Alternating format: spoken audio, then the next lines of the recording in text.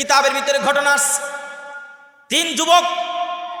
তিনজন মধ্যে মুজাহিদ যুবক ঘর থেকে বের হয়ে গেছে, দাওয়াত ও তাবলীগের মতো ঘর থেকে বের হয়ে গেছে। রাস্তায় যাওয়ার পরে হঠাৎ করে জালিম রাজার খপ্পরে আটকা পড়ে গেছে। জালিম রাজা তারে ধইরা, জালিম রাজার জল্লাদে ধইরা রাজপ্রাসাদে নিয়ে গেছে। আর বলতেছে, এই যুবক তোমরা কি মুসলমান? বলে হ্যাঁ আমরা মুসলমান।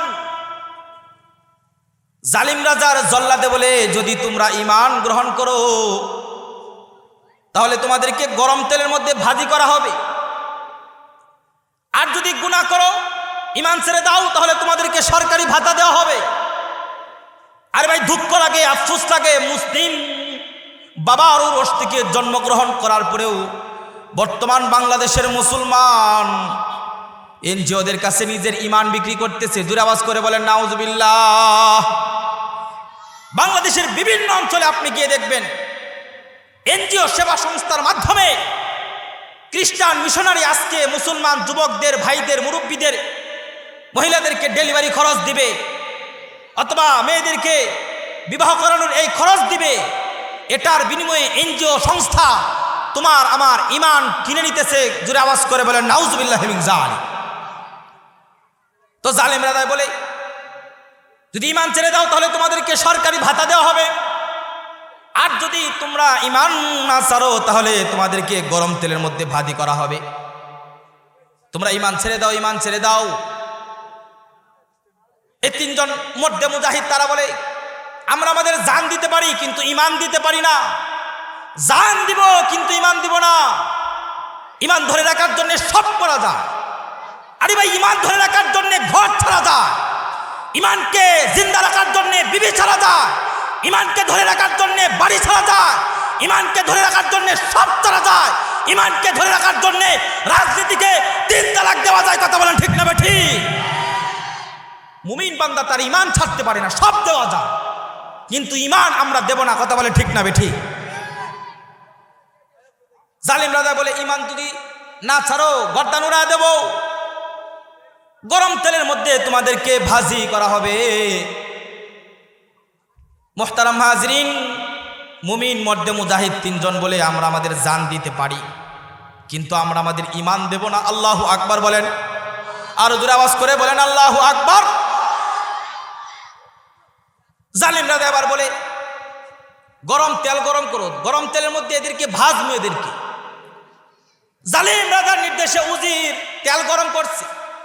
বিশাল বড় বড় কড়াই, যেমন খাজা বাবার ডেগের মতো কড়াই। বিভিন্ন মাজারের মধ্যে যাওয়ার পরে আপনি দেখবেন বিরাট বড় বড় ডেগ, যেই ডেগের ভিতরে খিচুড়ি আনার জন্য সঙ্গ দিয়ে নামতে হয়। এমনও ডেগ বাংলাদেশের প্রত্যেকটা, বেশিরভাগ ভণ্ড মাজার পূজারীদের দরবারের ভিতরে আছে না নাই? জোরে আওয়াজ করে বলেন আছে না নাই? তো জালেম রাজা বলে, ডেকসি বানাও, বিশাল বিশাল ডেকসি বানাও, ইয়া বড় বড় ডেক। তো জালিম রাজার নির্দেশে উজির তেল গরম করছে। গরম তেলের সামনে 3 বাইরে যখন দাঁড় করানো হয়েছে, এবার জালিম রাজা আবার বলে, শেষ মুহূর্তের জন্য আমি তোমাদেরকে বলতেছি, ঈমান যদি রাখতে চাও এই গরম তেলের কড়াইয়ের মধ্যে তোমাদেরকে ঝাঁপ দিতে হবে। তো এই তিনজন মধ্যে মুজাহিদ তারা বলে, আরে জালেম, এরে আল্লাহর পাপিষ্ঠ বান্দা, এটা তো গরম তেলের কড়াই নয়, বরং এখানে না জান্নাতের দরজা একটা দেখা যায়। বলেন আল্লাহু আকবার। কারণ মুমিন বান্দা তার ঈমানের মধ্যে থাকে। মুমিন বান্দা তার ঈমানের মধ্যে থাকতে গেলে ঝড় জলোচ্ছ্বাস, হামলা মামলা, এমনকি জীবন বিপন্ন হওয়ার আশঙ্কা দেখা দিবে। ও তারা বলতেছে, তুমি আমাদেরকে মৃত্যুর ভয় দেখাও, আমরা ঈমানের মধ্যে অটল থাকার কারণে দেখতেছি এটা তো গরম তেলের কড়াই নয়, জান্নাতের দরজা একটা দেখা যায়। জোরে বলেন আল্লাহু আকবার। জালেম রাজা এবার বলে, এরা তো খুব শক্ত মুমিন রে, এদেরকে রাখা যাবে না, ধর। বড় ভাইকে ধরে গরম তেলের কড়াইয়ের মধ্যে ছেড়ে দিচ্ছে। গরম তেলের কড়াইয়ের মধ্যে ছেড়ে দেওয়ার সঙ্গে সঙ্গে দেহের গরম তেলের কড়াইয়ের বাড়িতে গরম তেলের বাড়িতে দেহের মাংসগুলা ছন্ন চারা হইয়া গরম তেলের সাথে মিশে গেছে এবং গরম তেলের কড়াইয়ের বাড়িতে দেহের হাড্ডিগুলা খড়কুটার মতো গরম তেলের উপরে ভাসা আরম্ভ করছে। গরম তেলের মধ্যে ছেড়ে দেওয়ার সাথে সাথে, আরে ভাই আফ্রিকার জঙ্গলের কাহিনী বলতেছি না, মুমিন বান্দা তার ইমানের জজবার কথা বলতেছি। গরম তেলের কড়াইয়ের মধ্যে ছেড়ে দেওয়ার সঙ্গে সঙ্গে এই যুবকটা দেহের মাংসগুলা গরম তেলের সাথে ছন্নচাড়া হয়ে একেবারে কিমা হয়ে গেছে এবং হাড্ডিগুলা খড়কুটার মতো গরম তেলের উপরে ভাসা আরম্ভ করছে। জালেমরা এবার দ্বিতীয় বাইরে ধরে বলে, এই তুই কি তোর বড় ভাইয়ের মতো গরম তেলের কড়াইয়ের মধ্যে ভাজি হইবি নাকি আমাদের শর্তে রাজি হইবি? দুই নম্বর ভাই বলে, এরে জালেম, বড় ভাইকে তুমি গরম তেলের কড়াইয়ের মধ্যে ফালাইলা, বড় ভাই জান্নাতে গেল আর আমাদেরকে পিছনে পিছনে জান্নাতে যাওয়ার জন্য ডাকতেছে। জোরে আওয়াজ করে বলেন আল্লাহু আকবার। কারণ মুমিন বান্দা যদি তার ইমানের মধ্যে অটল অবিচল থাকে, আল্লাহ তাআলা বলতেছে, ওয়ালা তাহসাবান্নাল্লাযিনা কুতিলু ফি সাবিলিল্লাহ ওয়ালা তাহসাবান্নাল্লাযিনা কুতিলু ফি সাবিলিল্লাহি বাল আমওয়াত বাল আহইয়াউ ওয়ালাকিন লা তাশউরুন।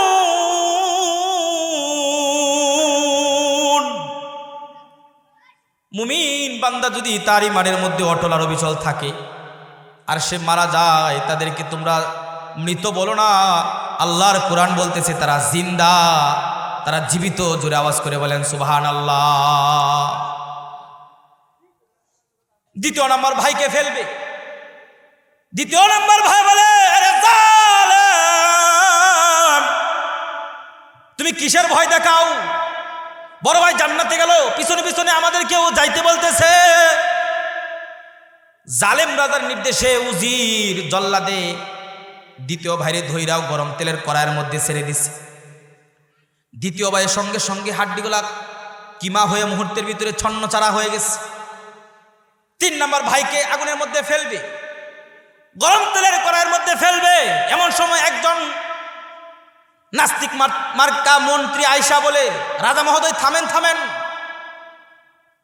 নাস্তিক মার্কা একটা মন্ত্রী শুধু বাংলাদেশের সংসদ না, সারা বিশ্বের যত সংসদ আছে এবং এমনকি পৃথিবীর প্রথম থেকে শুরু করে কিয়ামত পর্যন্ত যত সংসদ পৃথিবীতে কায়েম হবে, প্রত্যেকটা সংসদের ভিতরে দেশের গভর্নর চাই দেশের জন্য, ইমানের জন্য কিছু করার জন্যে।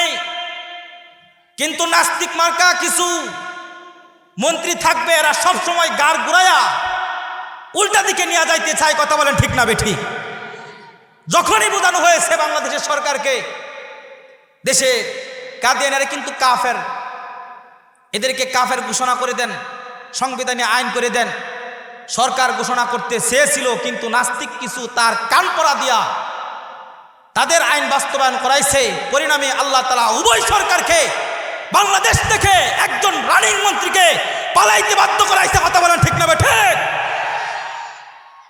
কারণ যে সবসময় জালেম যখনই জুলুম করে, পৃথিবীর প্রথম থেকে শুরু করে কিয়ামত পর্যন্ত যারাই জুলুম করবে, ফেরাউন থেকে শুরু করে নমরুদ, হামান, আবু জাহেল, উতবা, সাইবা, যত মানুষ জুলুম করেছে, জালেমদেরকে ধরার জন্য আল্লাহ পাক কামান ব্যবহার করে নাই।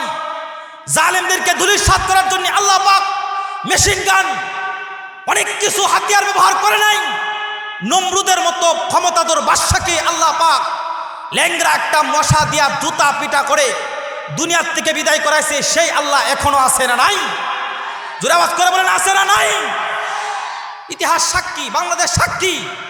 যারাই দেশের মধ্যে কোরআনের বিরুদ্ধাচরণ করবে, ইমানের বিরুদ্ধাচরণ করবে, এদেরকে আল্লাহ পাক এইভাবে অপদস্থ করে, লাঞ্ছিত করে, জুতা পিটা করে দুনিয়ার থেকে বিদায় করাবে। সেই আল্লাহ, আসমানের মালিক আল্লাহ জমিনে বসে সব দেখতেছে। জালেম যখনই জুলুম করবে তার হাতটা ধরে ভেঙ্গে আল্লাহ পাক তার পদদস্ত করা দিবে, অপদস্থ করা দিবে। কথা বলে ঠিক না বেঠিক? তো মুহতারাম হাজরিন, এ এই জালেম বাদশাহ যখন তৃতীয় ভাইকে আদেশ করলেন, জল্লাদকে আদেশ করলেন তারেও আগুনের মধ্যে ফেলে দাও, গরম তেলের কড়াইয়ের মধ্যে ফেলে দাও, এমন সময় নাস্তিক মার্কা একটা মন্ত্রী এসে বলে, রাজা মহোদয় থামেন থামেন থামেন থামেন, এটারে রাখেন, এটারে একটু গুনাহ করাই। আপনি যদি এইভাবে সবাইকে দেদারসে আগুনের মধ্যে ফেলতে শুরু করেন, আর এটা দেশের লক্ষ লক্ষ জনগণ দেখবে যে মুমিন মরে কিন্তু ঈমান ছাড়ে না, মনে হয় এখানেই কামিয়াব, তাহলে তো সবাই কালেমা পড়ে মুসলমান হয়ে যাবে, আমাদের ধর্ম আমাদের খোদাগিরি তো আর চলবে না, কাজে রাখেন, এটার একটু গুনাহ করাই, এটার একটু গুনাহ করায়, কারণ গুনাহ করাইলে মুমিন তার ঈমানি শক্তি এখানেই দুর্বল হয়ে যাবে। কথা বলেন ঠিক না ঠিক? তো মুহতারাম হাজরিন, তো এই মন্ত্রী মহোদয়ের কথায় রাজা বলতেছে, ঠিক আছে তুমি তাকে গুনাহ করাও, কারণ গুনাহ করাইলে তার ঈমান দুর্বল হয়ে যায়। এই জন্য সমাজের ভিতরে, দেশের ভিতরে দেখবেন ইন্ডিয়ার থেকে, ভারত থেকে অশ্লীলতা কি পরিমাণ, মোবাইল গেমসের মাধ্যমে, পোশাক আশাদির মাধ্যমে বর্তমান তরুণ তরুণী যুবকদেরকে ঈদ আসার পরে দেখবেন তরুণ তরুণীদের মধ্যে ঈদগাহের মধ্যে ঈদের মার্কেট করার জন্য মার্কেটগুলোতে একেবারে ধূস উড়ে যায়, দুমতারাক্কা চলতে থাকে, সবগুলো পোশাক দেখবেন ইহুদি আর খ্রিস্টানদের চক্রান্ত। হলিউডের অথবা বলিউডের কোনো সিনেমা অথবা নায়ক অথবা নায়িকা, যেই নায়িকা উলঙ্গ অথবা অর্ধ উলঙ্গ পোশাক পরে জাতির মাথা খারাপ করে দিতে পেরেছে, এই পোশাকটাই হয়ে গেল সভ্য সমাজের, মুসলিম সমাজের তরুণ তরুণীদের আধুনিক ফ্যাশনের পোশাক। কথা বলেন ঠিক না ঠিক? মুসলমান আজকে জানে না যে গুনাহ করার কারণে তার ঈমান দুর্বল হচ্ছে। আরে মুসলমান, ইতিহাস শুনো, ভালো করে শুনে যাও। তুমি তোমার জিন্দেগিতে ধানের ক্ষেত দেখেছো, তুমি তোমার জিন্দেগিতে আখের ক্ষেত দেখেছো, সরিষার ক্ষেত দেখছো, জিন্দেগিতে তুমি মরিচের ক্ষেত দেখেছো, কিন্তু নাস্তিকের ক্ষেত দেখো নাই। নাস্তিকও একটা জায়গায় জন্মগ্রহণ করে অবাধ পাপাচারে অভ্যস্ত পাপিষ্ঠ সমাজের ভিতরে নাস্তিক মুরতাদ জন্মগ্রহণ করে, আল্লাহ বিদ্বেষী মানুষ জন্মগ্রহণ করে। এই জন্য আজকে থেকে ওয়াদা করেন, জিন্দেগিতে আর কোনোদিন আমরা গুনাহের কাজ করব না। জোরে আওয়াজ করে বলেন ইনশাআল্লাহ, আরো জোরে আওয়াজ করে বলেন ইনশাআল্লাহ। কারণ মুমিন সে যদি পাপ করে, গুনাহ করে, তার ঈমান দুর্বল হয়ে যায়। এই জন্য জালেম রাজা এবার নাস্তিক মার্কা মন্ত্রীর কথায় রাজি হয়ে, ঠিক আছে যাও তুমি তারে গুনাহ করাও। মন্ত্রী বলে, আমি যদি তারে গুনাহ করাই তাহলে আপনি আমারে কি দিবেন? বলে, তোমারে সরকারি একটা পদ দেয়া দিব। সরকারি পদের লোভে কত নাস্তিক সরকারে নিরীহ মুসলমানদেরকে মারার জন্য, আলেমদেরকে জেলখানায় ভরার জন্য বাংলার জমিনের মধ্যে আইনাগর বানাইছে। কথা বলেন ঠিক না ঠিক? আরো দূরে আওয়াজ করে কথা বলেন ঠিক না ঠিক? আইনাগর বানায় মানুষদেরকে জুলুম করেছে, নির্দোষ মানুষদেরকে মামলা চক্করে ফেলায়া ঘুরাইছে। এই জালেমদের হাত যিনি মুহূর্তের ভিতরে ভেঙে দিয়েছেন, সেই রবকে। আরো জোরে আওয়াজ করে বলেন রবকে। তো মন্ত্রী বলে, আমি তারে গুনাহ করাবো, আমার কি দিবেন? বলে, তোমারে সরকারি একটা পদ দেয়া দিমু। বলে, কেমনে গুনাহ করাইবা, কেমনে গুনাহ করাইবা? বলে, গুনাহ করানোর একটা প্রসেস আমার কাছে আছে। আমার একটা সুন্দরী যুবতী, একটা কন্যা আছে, দেখতে খুব অপরূপা। এই যুবককে আর আমার সুন্দরী যুবতীকে একটা ঘরের মধ্যে 40 দিনের জন্য আটকায় দিমু। যুবক তার যৌবনের তাড়নায় মেয়ের উলঙ্গ দেহ দেখিয়া গুনাহ না করে থাকতে পারবে না, জেনা না করে থাকতে পারবে না। বলে, 40 দিনের জন্য একটা মেয়ে আর একটা যুবককে জালিম রাজার নির্দেশে একটা বিশাল বড় কক্ষের ভিতরে আটকায় দিছে, বাহির থেকে দরজা বন্ধ করে দিছে। বাবা আবার মেয়েকে বলতেছে, মারে তোরে আর এই যুবককে 40 দিনের জন্য ঘরে আটকাইলাম, খাবার দাবার যা লাগবে সব দিয়া গেলাম, 40 দিনের মধ্যে তোমার কাছে আমি আসবো না, 40 দিন পরে আসবো। 40 দিন পরে কি কি গুনাহ করাইছে এটা হিসাব নেব। সব গুনাহ তুমি তারে করাইবা, তুমি তারে দিয়া জেনা করাইবা, শুকরের মাংস মুখের মধ্যে তুলে দিবা। কন্যাকে বলে দিছে, মদ মিশা মিশা পানি দিবা, যেন মদ খাইয়া উন্মুক্ত হইয়া তোমার উপরে আক্রমণ করে তোমার সাথে জানা করার জন্য বাধ্য হয়ে যায়।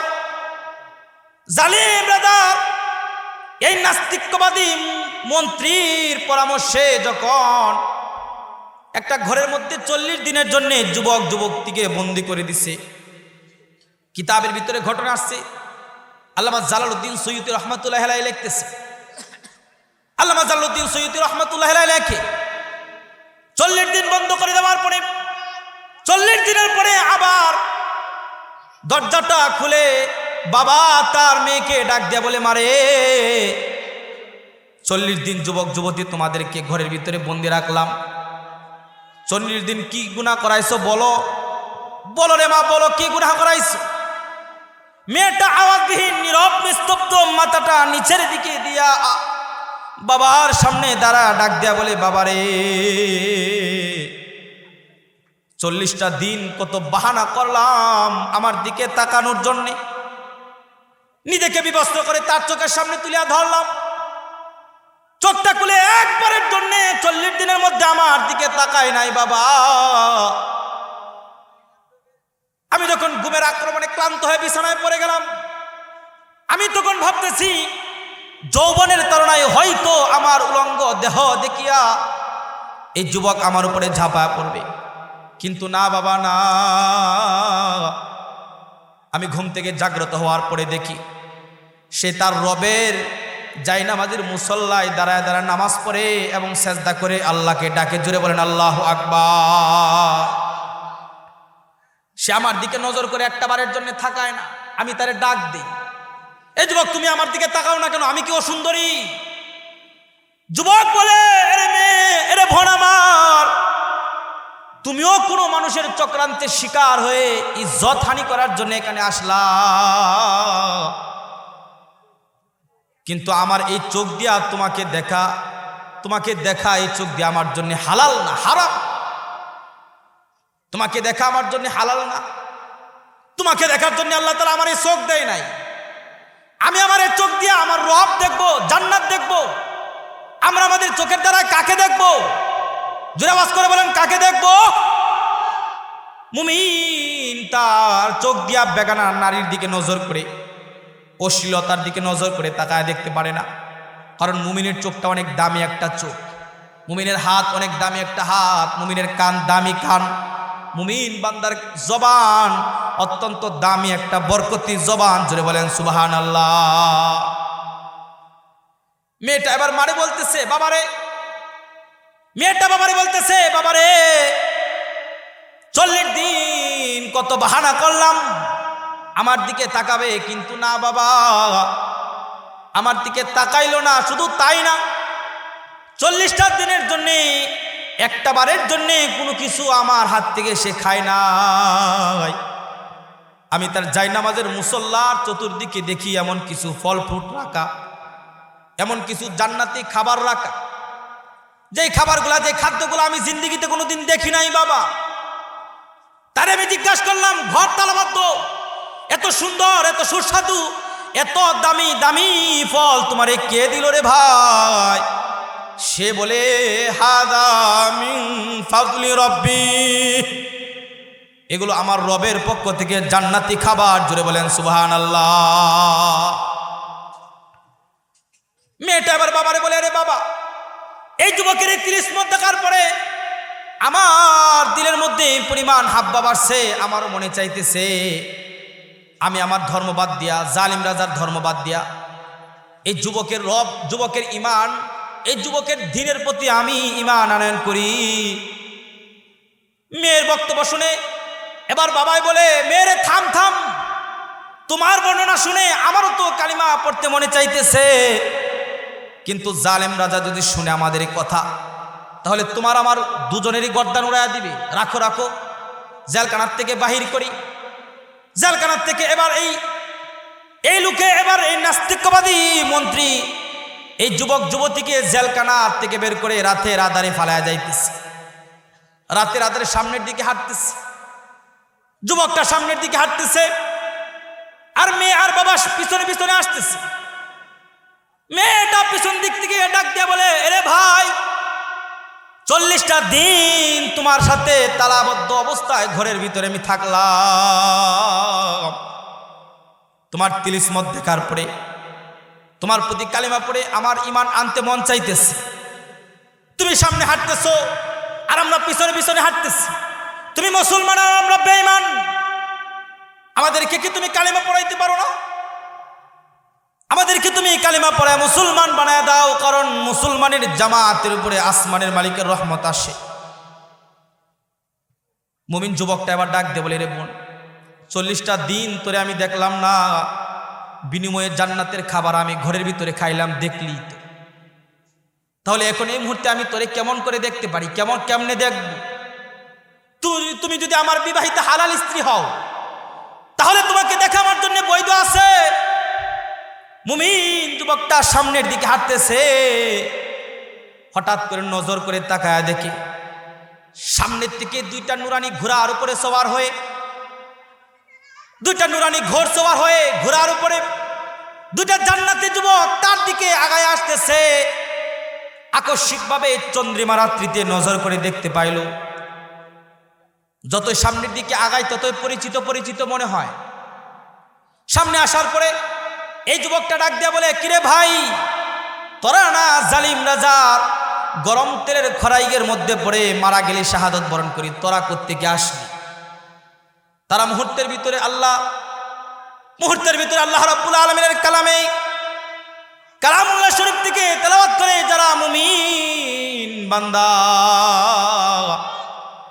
আল্লাহর রাহে জীবন দেওয়ার পরে তারা কোনোদিন মরে না, তারা অমর হয়ে থেকে যায়, এরা জিন্দা, এরা শহীদ। জোরে আওয়াজ করে বলেন আল্লাহু আকবার। জালিম রাজার নির্দেশে আমরা ঈমান ছাড়ি নাই, গরম তেলের কড়াইয়ে বাদী হয়েছি। বিনিময়ে আল্লাহ তাআলা আমাদেরকে শহীদি মর্যাদা দান করেছেন। কিন্তু আল্লাহ রাব্বুল আলামিন আমাদেরকে শহীদ হওয়ার মাকাম দিয়েছেন। কিন্তু তুমি যে 40টা দিন বন্দিশালার ভিতরে থাকার পরেও, জেনা করার অপশন থাকার পরেও জেনা করো নাই, মদ খাওয়ার অপশন থাকার পরেও কোনো মদ খাও নাই, শুয়োরের মাংস খাওয়ার অপশন থাকার পরেও খাও নাই। আল্লাহ রাব্বুল আলামিন তোমার এই গুনাহ না করার ঈমানটা দেখে আল্লাহর কাছে এত ভালো লাগছে, আল্লাহ রাব্বুল আলামিন জান্নাত থেকে সংবর্ধনা দিয়া জান্নাতি 2টা নুরানি ঘোড়ার উপরে সওয়ার করায়া আল্লাহ রাব্বুল আলামিন তোমাদেরকে ইস্তেকবাল জানায়া আল্লাহর কাছে নেওয়ার জন্য জান্নাত থেকে আমরা আসলাম। জোরে আওয়াজ করে বলেন আল্লাহু আকবার। আরো জোরে আওয়াজ করে বলেন আল্লাহু আকবার। তাহলে মুমিন বান্দা যে গুনাহ করে না, তার দাম আল্লাহর কাছে শহীদের চাইতেও বেশি। জোরে আওয়াজ করে বলেন আল্লাহু আকবার। তাহলে এখানে যারা আসছেন, আপনারা ওয়াদা করতে পারেন জিন্দেগিতে আর কোনোদিন গুনাহের কাজ করব না, জিন্দেগিতে আর কোনোদিন পাপ করব না, গুনাহ করব না, ইনশাআল্লাহ বলেন। আরে ভাই, আমরা আর জিন্দেগিতে কোনোদিন গুনাহের কাজ করব না। 2 হাত উপরে তুলে উত্তোলন করে ওয়াদা করেন, বলেন ইনশাআল্লাহ জিন্দেগিতে আর কোনোদিন গুনাহের কাজ করব না। হাত নামান, গুনাহ করব না, এটা 1 নম্বর। নবী আলাইহিস সালাতু ওয়াস সালাম হযরতে আবু হুরায়রার হাত ধরে বয়ান করতেছে, আবু হুরায়রা, পাপ ছেড়ে দাও, আল্লাহর পেয়ারা হয়ে যাও, কারণ পাপ ছেড়ে দেওয়ার মাধ্যমে আল্লাহর পেয়ারা হওয়া যায়। শহীদি বান্দার মর্তবার চাইতেও পাপ ছেড়ে দিয়েছে এমন মুত্তাকির মূল্য আল্লাহর কাছে আরো বেশি। তাহলে 1 নম্বরে আমরা পাপ ছেড়ে দেব। 2 নম্বরে আল্লাহ রাব্বুল আলামিন যে কথাটা বলতেছেন, মুমিন বান্দা পাপ ছেড়ে দিবে, আরেকটা কাজ করবে। 1 নম্বরে পাপ ছেড়ে দিবে, 2 নম্বরে নেক আমল করবে, 5 ওয়াক্ত নামাজ জামাতের সাথে আদায় করবে। আল্লাহ রাব্বুল আলামিনের কালামুল্লাহ শরীফে বলে, আকিমিস সালাতা লিদুলুকিশ শামসি ইলা গাসাকিল লাইলি ওয়া কুরআনাল ফাজর। আকিমিস সালাতা লিদুলুকিশ শামসি ইলা গাসাকিল লাইলি ওয়া কুরআনাল ফাজর। সূর্য হেলে গেছে, যোহরের নামাজ পড়বা, ছায়ায় মিছিল দ্বিগুণ হয়ে গেছে, আসরের নামাজ পড়বা, সূর্য ডুবে গেছে, মাগরিবের নামাজ পড়বা, রাত্র গভীর হয়ে গেছে, এশারের নামাজ পড়বা। রাতের গভীরতা আসার পরে, এশার নামাজের পরে, দিনের কাজকর্ম করার পরে, ক্লান্তি আসার পরে মুমিন বান্দা বিছানায় শুয়ে পড়বে, কিন্তু ফজরের নামাজ কাজা করবে না। অনেক মুসলমান আছে বাৎসরিক মুসল্লি, সাপ্তাহিক মুসল্লি, মাগরিবের মুসল্লি, আসরের মুসল্লি, জোহরের মুসল্লি, কিন্তু ফজরের সময় ইমাম খতিব মাত্র কয়েকজন ছাড়া মসজিদের ভিতরে পাওয়া যায় না আর কাউকে। কথা বলেন ঠিক না বেঠিক? এই জন্য 5 ওয়াক্ত নামাজ জামাতের সাথে আদায় করবে ইনশাআল্লাহ। এই 5 ওয়াক্ত নামাজের সাথে সাথে আল্লাহ তাআলা মুমিন বান্দাকে আরেকটা নামাজের কথা বলেছেন। মুমিন, তুমি যদি সফলতা অর্জন করতে চাও, তুমি যদি বিজয় পাইতে চাও, তাহলে আরেকটা নামাজ তোমারে বাড়ায় দিলাম। যেমন কে রসুলকে বাড়ায় দিয়েছেন আল্লাহ রাব্বুল আলামিন। আল্লাহ রাব্বুল আলামিন রসুলকে বলে, ওগো নবী, আমি আপনাকে আরেকটা নামাজ বাড়ায় দিলাম। ওয়া মিনাল লাইলি ফাতাহাজ্জাদ বিহি নাফিলাতাল লাক, ওয়া মিনাল লাইলি ফাতাহাজ্জাদ বিহি নাফিলাতাল লাক আসা আইয়াবাতাকা রাব্বুকা মাকামাম মাহমুদা। ওগো নবী, আপনি তাহাজ্জুদের নামাজ আমি আপনার উপরে বাড়ায় দিলাম। আপনি তাহাজ্জুদের নামাজ পড়বেন, যার বিনিময়ে আসা আইয়াবাতাকা রাব্বুকা মাকামাম মাহমুদা। তাহাজ্জুদের নামাজের বদৌলতে আল্লাহ তাআলা আল্লাহর নবীকে মাকামে মাহমুদ দান করলেন। আদম আলাইহিস সালাম থেকে শুরু করে ঈসা পয়গম্বর, কোন নবীর জন্য ময়দানে মাহশরে মাকামে মাহমুদ থাকবে না। আমার আপনার নবী মুহাম্মদ আরবি সাল্লাল্লাহু আলাইহি ওয়াসাল্লামের জন্য মাকামে মাহমুদ রাখবেন। জোরে আওয়াজ করে বলেন সুবহানাল্লাহ। তো তাহাজ্জুদের নামাজ পড়তে হবে। নবীকে বাড়ায় দিয়েছেন আল্লাহ, শুধু নবী পড়ে নাই, নবীর পরবর্তী সাহাবী হযরত আবু বকর পড়েছেন। এই রাতের নামাজ আবু বকর পড়েছে, উমর পড়েছে, উসমান পড়েছে, আলী পড়েছে। পরম্পরায় জুনায়েদ শিবলি রাতের নামাজ পড়েছে। পরম্পরায় হাজী আমদাদুল্লাহ মুহাজির মক্কি রহমাতুল্লাহি আলাইহি এই রাতের তাহাজ্জুদের নামাজ পড়েছে। হাসান বসরি পড়েছে। এ বাংলার অলিকুল শিরোমণি হাফিজজি 2 রাকাত নামাজের ভিতরে 10 পারা 20 পারা কোরআনে কারিমের খতম করেছে। বলেন আল্লাহু আকবার। আরো জোরে আওয়াজ করে বলেন আল্লাহু আকবার। এ বাংলার সদর শামসুল হক ফরিদপুরি, এ বাংলার সদর শামসুল হক ফরিদপুরি আবুল উলামা রাতের নামাজ পড়েছে। শায়েখে চরমুনাই আল্লাহর কুতুব রাতের নামাজ পড়েছে। কারি ইব্রাহিম, উজানির কারি ইব্রাহিম সুলতানুল আউলিয়া রাতের নামাজ পড়েছে। এই রাতের নামাজের মানুষগুলা যতদিন এই দুনিয়াতে বাঁচা ছিল, দুনিয়ার মানুষদেরকে এত অশান্তি পোহাতে হয় নাই। এত অশান্তি আল্লামা জুনায়েদ বাবু নগরী, আল্লামা আহমদ শফি, বড় বড় আলেম যারা ছিলেন বাংলার জমিনে, সারা বিশ্বের বুকে যত বড় উলামায়ে কেরাম তাহাজ্জুদ গুজারি মানুষ আগে ছিলেন, জমিনের মানুষদেরকে এত শান্তি পোহাতে হয় নাই। এই মানুষগুলো আজকে মারা গেছে, তাহাজ্জুদের নামাজ বন্ধ হয়ে গেছে, ওয়াক্তের নামাজ বন্ধ হয়ে গেছে। জমিনের মানুষের উপরে রব্বে কারীমের নুসরত আর আসতেছে না। পদে পদে আসমানি গজব, পদে পদে জমিনি গজব, পদে পদে ইহুদি খ্রিস্টান নাস্তিক আজকে মুসলমানদের মাথার উপরে খাটাল ভেঙ্গি কাচ্ছে। কথা বলেন ঠিক না বেঠিক? এই জন্য আজকে আমার বয়ানের টপিক হলো 1 নম্বর, গুনাহ করব না। জোরে আওয়াজ করে বলেন ইনশাআল্লাহ। গুনাহ যদি ছাইরা দেয় এবং নেক আমল ধরে, তাদের জন্য রব্বে কারীমের নুসরত। জোরে আওয়াজ করে বলেন কার নুসরত? আরো জোরে আওয়াজ করে বলেন কার নুসরত? পক্ষেতে আগুন আছে তোমাদের, তোমরা অগ্নিগিরি, সে অগ্নি শিকার সমনার্থ বিস্তৃত আছে গিরি, পাষাণ হইয়া পড়িয়া আছে হায়রে আত্মভোলা, তোমরা জাগিলে সারা বিশ্বে উঠিবে প্রবল ধুলা, মা হাওর কিহু তাজহাওয়া তুজকো গাওয়ারা, দরকার है तहजीब को फिर तेरा सहारा, कर एक बार नहीं रंग से दुनिया का नजारा, चमकेगा फिर एक बार तेरी आई बुख्त का तारा। ऐ बांग्ला की मुसलमान हयात बाकी, मुलाकात बाकी। व आखिर दवाना अनिल हम्दुलिल्लाहि रब्बिल आलमीन। अस्सलामु